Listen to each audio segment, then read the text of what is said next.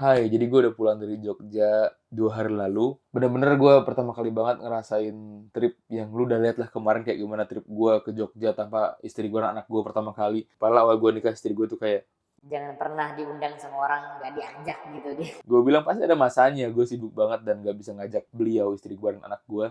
Dan akhirnya gue ngisi waktu gue di Jogja itu dengan ngajak temen gue nginep bareng. Ada temen gue yang deket banget sama gue zaman pesantren namanya Sirot. Itu Sirot gue ajak dia datang ke acara gue karena ternyata dia kuliah di UMY dan gue ajak beliau ngobrol bareng gue sampai di hotel, temenin gue lah nginap bareng. Seneng banget gue ngerasa apa ya, ngerasa muda kembali ngomongin zaman-zaman pesantren. Dan di pagi harinya gue ajak juga ke hotel temen gue di Al Azhar yang udah lulus duluan, baru tahun ini lulus, pulang ke Indonesia. Dan terakhir kali kita ngopi bareng di cafe di Mesir sebelum dia lulus secara habis, kita bilangnya pulang habis atau alatul bahasa Arabnya buat orang-orang yang lulus. Dia juga dekat banget dari gue, orang Jogja, anak ustadz.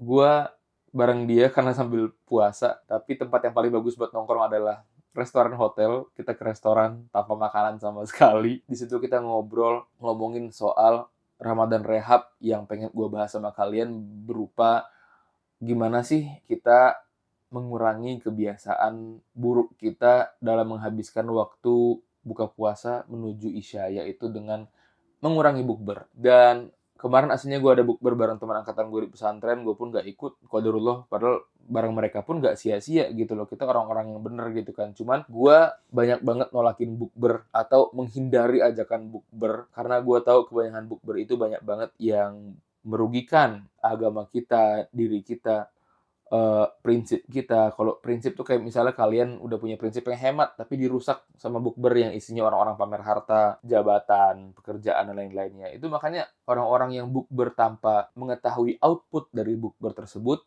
itulah yang membuat bukbernya itu jadi perusak semuanya gitu loh. Agamanya rusak karena dia keganggu jadwal sholatnya, musola kecil, gibah, dan lain-lainnya. Terus juga rusak juga prinsipnya karena masuk ke bukber, ketemu sama orang-orang yang ternyata berlawanan dengan prinsip dia, sampai akhirnya dia keluar jadi bingung apa yang harus dijalani dengan hidupnya. Padahal hidup dia udah fine-fine aja, tapi ngerasa hidup dia jadi kayak seolah berantakan gitu loh, karena pas ke bukber orang-orang kelihatannya kayak lebih teratur. Gue ngobrol sama Hamdan dan kita ngomongin juga tentang solusi yang terbaik buat bikin kalian masih bisa bukber, tapi bukber kalian ini bukber-bukber yang ridhoi Allah dan bikin hidup kalian itu makin ke depannya menuju masa-masa yang lebih indah. Ini gue ngasih tau video gue sama Hamdan. Jadi di Ramadan Rehab kali ini, karena efek lagi-lagi nggak bawa istri, gue ngebawa siapa aja ke sini. Di sini ada teman saya yang sangat amat tampan, yang Allahu alam tampannya kayak apaan. Gus Hamdan. Gus yang paling lurus dari semua Gus. Ini, jadi kita lagi di restoran tema makanan ya. Ya ini bukti nyata ya. Gak ada makanan. Karena udah siang. Tapi tema restoran karena kita nggak Ramadan Rehab kali ini tuh kita ngebahas tentang rehab dari kebiasaan bukber yang sia-sia gitu Gus. Jadi banyak orang nih bukber sia-sia itu membunuh puasa Ramadan kita, iya nggak sih Gus? Ya gara-gara apa namanya? Kalian emang bukber tuh emang ngomongnya silaturahmi. Yang pertama karena padahal kalian dan teman-teman nggak serahim kan? Udah bukan silaturahim. Aduh. Udah bukan silaturahim. Itu yang pertama tuh, alasan silaturahimnya udah batal tuh. Yang kedua, udah tahu itu musola kecil banget, gak bakal bisa maghrib semua orang sekaligus, masih di sana makannya. Akhirnya maghrib telat Gus ya. Telat. Emang ada ya orang puasa tapi nggak sholat? Banyak ya. Banyak. Emang anak ustadz nih ya, fatwanya. Iya, jadi kayak gitu guys. Nah terus akhirnya karena musolanya kecil, kalian maghribannya mepet, ngantri. Itu pun kalau kalian ingat maghriban, ya kan? Habis itu ngantri nih buat sholat maghrib gitu kan. Habis ngantri buat sholat maghrib mepet isya gitu kan. Kadang-kadang sampai nggak maghriban juga kan Gus ya? Iya. Maghrib pas isya. Kan nggak apa-apa nggak sholat. Yang penting kita puasa di Ramadan. Iya. Kata orang sih gitu. Oh nggak tahu ada yang bilang kayak gitu loh. Nah habis kayak gitu maghribnya pas isya. Habis maghriban di waktu isya balik lagi makan, nongkrong kan, silaturahmi, silaturabesti. Habis silatubesti sama teman-teman, gibah, habis lagi pahalanya kan, gibah gitu kan. Nah habis gibah isyanya lupa, udah pulang duluan, makan kebanyakan karbo, ngantuk, nggak taraweh. Belum lagi nih, tambah nih. baru datang langsung pamer dulu apa nih? Aduh, pamer apa namanya? Aksesoris Nggak dulu. usah pamer juga. Ini contoh.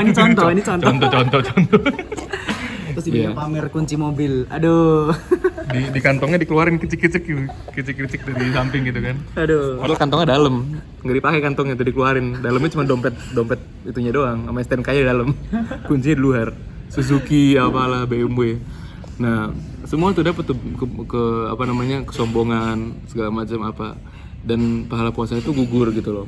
Kira-kira nih Gus, dari ente ini ada nggak solusi supaya masih tetap bisa bukber, tapi bukbernya itu versi yang malah menghidupkan pahala puasanya, supaya kita rehab dari bukber yang sia-sia menuju bukber yang benar-benar berguna gitu loh.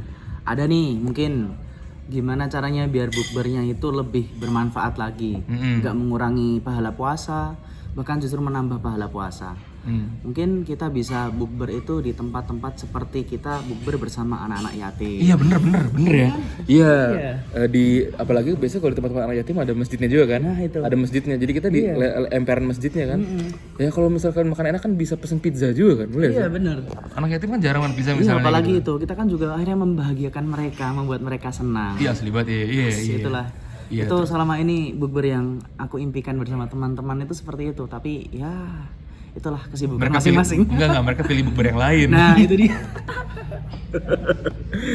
Ide bukber kita di nomor 2 kan. Aduh, nomor 2 kan. Ya Allah. Nah, kalau dari aku mungkin ini guys, apa namanya? Kita bisa kayak turun ke jalan nggak sih? Bagi-bagi nasi. Iya. Tapi bagi-bagi nasinya tuh kayak di jalanan ke lampu merah, yang lampu merahnya depan masjid gitu loh. Iya, bener, pasti kan ada dimanapun ada pasti Iya, kan. banyak. Kayak gitu kan. Habis itu juga bisa kayak kita bukber tapi di rumah keluarga kan beneran silaturahmi gitu Nah, kan. bener itu. Keluarga malah jarang traktir gitu Nggak kan. itu satu rahim beneran itu mah. Bukan besti ya, silaturahmi beneran. Satu darah itu ya. Satu darah. Jadi kayak gitu. Jadi banyak banget yang bisa bikin kita masih bermanfaat. Terus coba nih Gus, kira-kira ada nggak? Aku suka ada ide gitu. Kita masih bisa dapat bercandaan rasa gibah, tapi nggak gibah. Gimana caranya kita masih nongkrong? Oke sama teman deh, nggak apa sama teman. Oke deket masjid nih. Tapi kalau misalnya kita pengen halal banget kan rasanya kayak, aduh nggak bisa ledek-ledekan nih gitu kan, nggak bisa ngomongin orang gitu kan. Ada nggak kira-kira Gus caranya? Mas, kira-kira aja. Kalau nggak ada bilang. Kita masih bisa dapat rasa ngomongin orang, kan rasanya enak kan? Iya daging manusia, ya nggak daging manusia itu, ya kan? Tapi rasanya ngomongin orang, tapi nggak ngomongin orang, atau orangnya tuh ridho lah, atau apa lagi? Ada nih. Gimana Gus? Misal nih ada orang yang mau kita omongin, ajaklah dia buber. Ah iya bener. aku juga bilang gitu. Jadi kayak kalau aku tuh lebih suka kayak pasti kita punya teman-teman antara kita kayak gitu kan Gus ya. Teman-teman di antara kita yang sesama kita tuh ridho kalau saling ngomongin aib gitu sih, kayak nostalgia. Iya benar. Dan aibnya juga di antara kita, ngerti gak sih? Kayak misalnya aku sama Gus nih, aku sama Hamdan.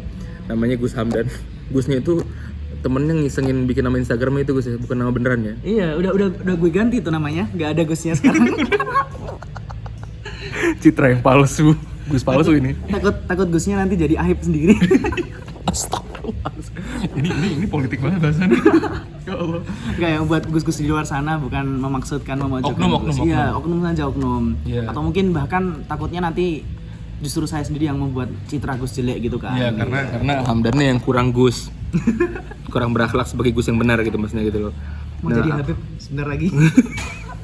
Jadi aku juga gitu guys. Jadi kayak aku tuh sama teman-teman yang mereka itu sama-sama ridho, dan biasanya kita kan punya itu kan Gus, kayak kita beberapa kenangan itu kadang-kadang sama orang-orang itu aja kan, kayak kamu sama temanku ini punya teman namanya Amar ya kan. Jadi kita sama, misal kamu sama Amar, ya udah kita ngomongin tentang aib-aib berdua aja, maksudnya bukan aib yang dosa ya, tapi kayak ingat sih dulu kocak banget pernah gini gitu. Kelakuan konyolnya lah. Iya, itu kan masih dapat rasa ngomonginnya, tapi kita ngomongin di tempat gitu kan, jadi nggak ada yang sakit hati karena udah dipastiin nggak baper. Tapi pastiin kalau kalian pengen ngomongin yang kayak gitu, mereka nggak bapernya luar dalam. Iya. Kalau luar doang lah. Penting tuh, karena cari teman yang nggak baper luar dalam tuh penting. Jadi akhirnya asik nih kita ngomongin apa pengalaman konyol kita itu, jadi kayak seru lah gitu, nggak baperan gitu kan. Jadi iya. Jadi kita lagi di restoran tanpa makanan. Ya, kita bakal review ya ujung ke ujung. Di sini ada itu ada apa gitu? Pasar nasi liwet. Terus di sana ada jus, ada sosis, ada ada dimsum Gus, nggak Oh iya? makan dimsum, Nah gitu. kayak dibuka-buka gitu, terus ntar Buka gimana? dibuka-buka aja, ntar tiba-tiba kan lupa, kadang refleks gitu. Aduh lupa. Enggak lah kayak gitu, ada roti-rotian. Oh ya Allah, semuanya ada di sini. Dari makanan tradisional sampai makanan nasional, multinasional ada semua. Tapi kita sekarang buka puasa lewat hidung ya. Makruh nggak sih Gus itu kira-kira? Kalau kita nyium-nyiumin sengaja makan. Ya kan namanya bau kan nggak bisa kita ini ya, nggak bisa kita filter. Mau pakai penutup penutup jepitan jemuran itu. Stop and Jerry. Tapi yang aku kesel tuh apa ya? Kenapa ya cara bekerja organ kita tuh nggak kalau kita nyium aroma makanan kenyang, malah lapar. Ya, Ngeselin kan? itu karena kita puasa. Iya, maksudnya kenapa nggak cara bekerja organ nih kalau kita nyium kita kenyang gitu. Kalau gitu kan kita tinggal di sini aja terus.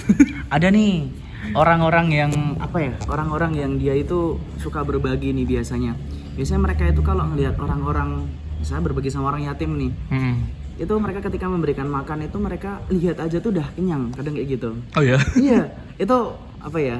Karena bahagianya masuk perut ya. Nah, itu karena dari kebahagiaannya tadi. Nah, kalau orang puasa ngeliat gitu kan dia nggak bahagia. Iya, jadi solusinya gitu ya guys ya. Kalau kalian buka puasa deket sama anak yatim, atau buka puasa dekat masjid tuh di masjid ya. Iya, bahkan di masjid kan kita bisa bagi-bagi sama marbot juga. Ah, benar tuh. Nggak salah, andaikan masjid nggak ngelarang nggak apa-apa gitu kan. Ini tuh ke jalan-jalan ke orang-orang ya kayak orang yang pulang kerja. Iya, gitu yang kan. orang pulang kerja ya tukang Mereka beca. kan Ojek. pemulung juga itu kan kadang Iya. mereka nggak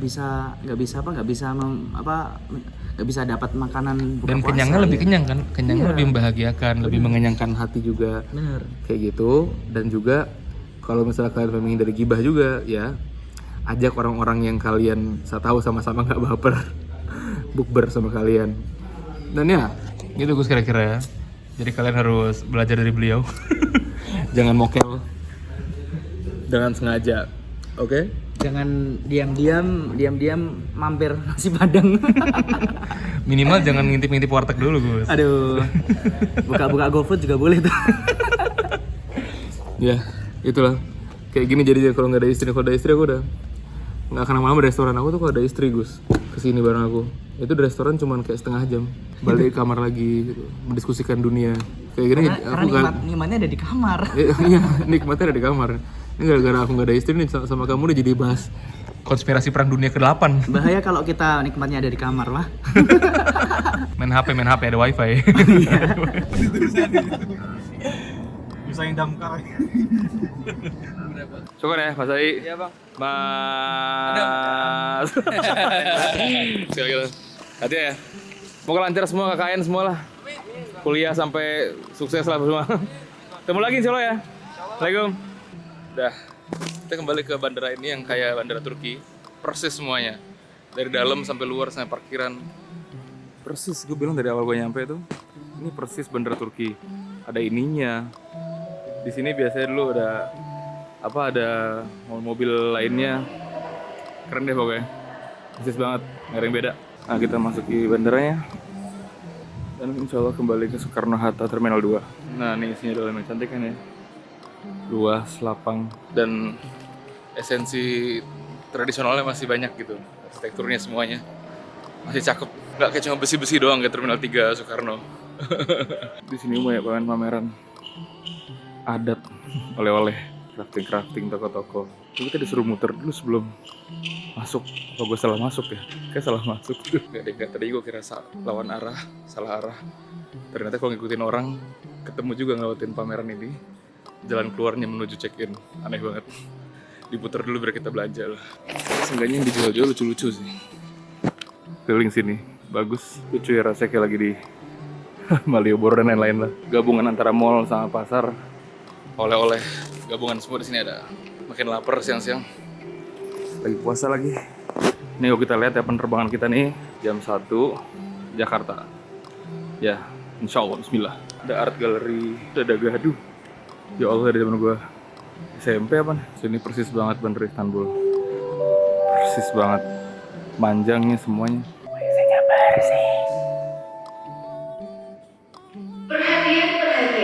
Ini pesawat yang gue udah dipanggil untuk ke Jakarta. Udah dipanggil buat ke Jakarta, tapi ada satu hal yang pengen gue kasih tau. Gue habis kencing, gue habis pipis. Dan pemandangan habis pipis itu bener-bener Udahlah, lu lega habis buang air. Lu lega buang stres. Habis ngelihat depannya WC, ya ampun. Wow, Masya Allah. Ini bener-bener gunung ngelilingin bandara ini. Dari sisi manapun, pemandangannya indah banget. Wow, Masya Allah. Dan ini pas depan WC, jadi leganya 2 kali lipat. Lega kuadrat. Dan sekarang kita langsung jalan ke pesawat. Makasih udah kesini, sedih banget lihat ada tempat main anak yang bentuknya pesawat, bagus banget, pasti Arka senang banget. Tapi sama sekali nggak bisa ngajak dia buat main prosotan segala macam lainnya karena Arka lagi sama mamanya di rumah doang. Jadi ya udah.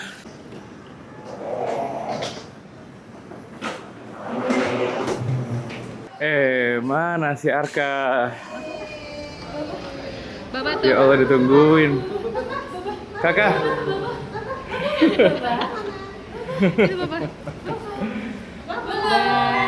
Aka. Terbayar semua lelah kalau udah ada Arka nih. Akhirnya. Malah dia pas ketemu gua nge-like dulu lagi.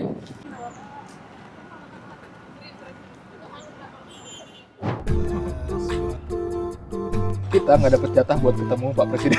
Gue sebenarnya diundang Mayor Teddy. Kecelakaan di sini rentan banget, sumpah. Nyebrang di sini tuh mengerikan banget. Sapi panggang atau banteng panggang? Nih, silakan Mas. Indah pemandangan. Punya istri 2? Istri 2. Ini sih, muat buat 3 orang berarti. buat 3 orang. Dan di sini cuma 1 dibanding 1000 pengendara motor doang yang pakai helm. Gak ada yang beli.